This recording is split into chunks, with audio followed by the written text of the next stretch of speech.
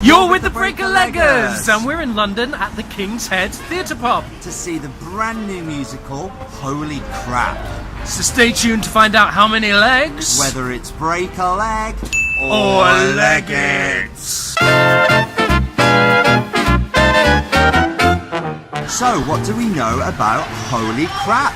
This brand new musical, written by the Heather brothers, who brought you the fantastically popular A Slice of Saturday Night, is having its world premiere here at the King's Head. It's the story of American evangelist preacher Reverend Bobby Della Ray as he launches the UK's first pay-per-view religious channel with the help of devout Christian rock star Rex Spederman. Before long, they find themselves up to their dog collars in debt and mafia dealings. So obviously switched to broadcasting hardcore porn. Well, nothing boosts ratings like sex, and what good is salvation without sin? Bringing back together the creative team from cult hit Shot Treatment, which we saw here in 2015. Starred the fantastic Julie Atherton and Matteo Oxley. And Toxic Avenger, which is transferring from the Southwark Playhouse into London's West End at the Arts Theatre. This production also has Benji Sperring at the helm. Talking of Benji, you might want to stay tuned to the end of this video. Why is that? Why is that? Well, we managed to grab some time with the director himself, so he has shows going into the West End, so stay tuned to find out more about that. Are we going to be saved by this heavenly new musical? Or should it be banished forever to the fiery pits of hell? We'll catch you at the interval! We've come to the interval of Holy Crap at the King's Head Theatre Pub, which means it is time for the Breaker-Leggers 30-second interval breakdown. Go! What do you think so far?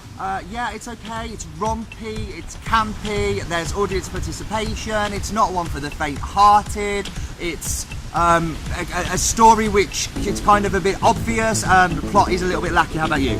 Yeah, it's not really developing once you get kind of past the initial concept of a evangelical kind of religious channel turning to porn and sin. That's as far as it goes. It's a very small space, they're moving around a lot, so that's nice to see, but I'm not being pulled towards the second act.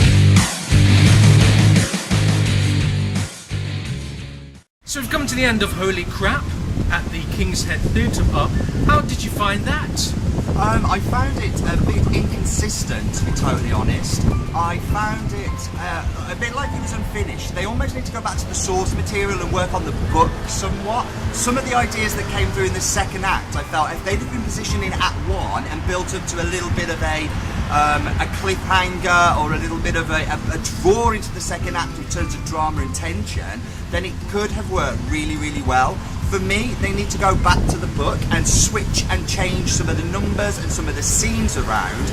On the whole though, musically enjoyable as a general romp at the back of a pub, which is what this is, as a carefree night out after a few beers, you're not going to go wrong. You're going to have a laugh. But as for a musical in its current kind of guise and in its current life, I would say it needs a little bit of reworking. How about you? I agree. I think if you're out for a good night and you just happen to pop along to the theatre pub part of it, the theatre bit, I think you'll have a good time. I think you'll have a couple of drinks and you're with your mates, you know, it's saucy, it's rompy. That's kind of as far as it goes. I think to make a 2-act piece out of it, I don't think there's enough material. I think you could easily condense it down into 60 minutes of actual plot or anything that would work or be of anything that would keep you going. Yeah, a bit meh. I thought some of the accents were a bit dodgy as well. Switching, it didn't quite work for me between the English and the American. Some of the American sounded a bit kind of Australian at times. But very committed performances. Were any performances that stood out for you? Yeah, absolutely. Rachel Marwood, who was playing the part of Clarissa Lafayette. She was very funny. Oh, hilarious. Comic timing down to a T. Played with the audience a huge amount, but did it with great characterization. I really, really loved her interpretation of that character. We learned that this is her first musical role.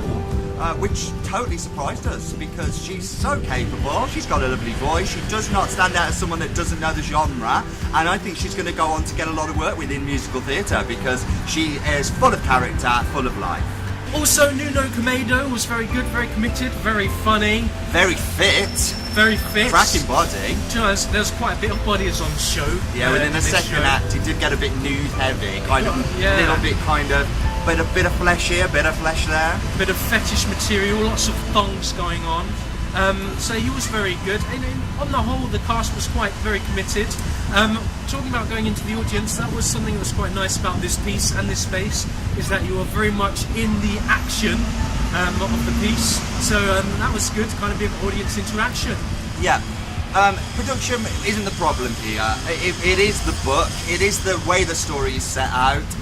Directed well within the space by Benji. Considering how small the space is. Yeah, you've got your work cut out with trying to fit a full-scale musical production into something about the size of a postage stamp. But it moves very well. Does. They're always on the move. It's not static at all. It does. So yeah, absolute. In terms of production, has done absolutely all that it can. So, I bet you're wondering how many legs we are going to give this piece. For Holy Crap at the King's Head Theatre Pub, we are going to give... Just two legs. Yeah, there's other things that we've seen in similar fringe venues where the book has been better. The production values, I think at this stage, are as good as they're going to get, so it's certainly not a reflection in score with regards to that, but back to the drawing board with the story. Yes, very committed performances, a talented cast. It's musical and they're good singers, nice musical arrangement considering the size of the band, which is just percussion and 2 keys. But yeah, the book just kind of left a lot to be desired. The Breaker-Leggers are delighted to say that we have the director of Holy Crap, Benji Sperring. Hello there, Benji. You alright? Brilliant. So yeah, thanks for spending some time with us, Benji. Absolute pleasure to get to ask you a couple of questions. So this, at the King's Head, is your second world premiere musical. You seem to be making quite a name for yourself in the first time kind of productions. Yeah, I think it's the most exciting time actually when you're developing a new script with the writers, usually with a creative team who are getting their hands on it for the first time, and it feels fresh and new, and you can make really exciting choices, and you don't really know what it's going to be like when you're doing it. It's thoroughly exciting, and yeah, this one as well as Shock Treatment has been rather interesting just as a process to develop and bring it to the stage. I was going to say, what drew you to this piece, or how did the order work? I was given the script by Addison, who's the artistic director of the King's Head, and he said that it was totally within everything that I was doing, and it sort of had a very similar style to things that I was working on. Yeah, I had a read of it. I loved it from the first time I read it. Met the Heather brothers who wrote it, told them how much I enjoyed it, my thoughts about it, and then we really got on, and the whole company sort of really embraced it once I showed it to them. Great. Have you had any dealings with the Heather brothers since it's been up? Have they been in to see it? Yeah, in the preview session when you're working on these sort of things, Heather brothers have been in a few times. They've given their advice. They sort of explained why they were doing things and what the intention was, which has been really useful. And yeah, they've been really enjoying it. They've been bringing friends and family in to see it all the time. Fantastic. Is there one major challenge when it comes to staging something kind of totally new? What is the one thing that you find the most difficult or the most I don't know, kind of challenging as a director? Casting is always tricky because there's nothing to base it on, so you sort of have an image of what you want the person to be in your head before you go into the casting sessions. But then you see so many different people and you're trying to sort of work out a character before they've really, they've been realised, so you're trying to find out who's going to bring stuff to the table and who's going to do it in an interesting way that sort of fits with what you're trying to do, but also will work together in the company and sort of work together with the work really well because the actual style and tone of the piece needs to work with an actor.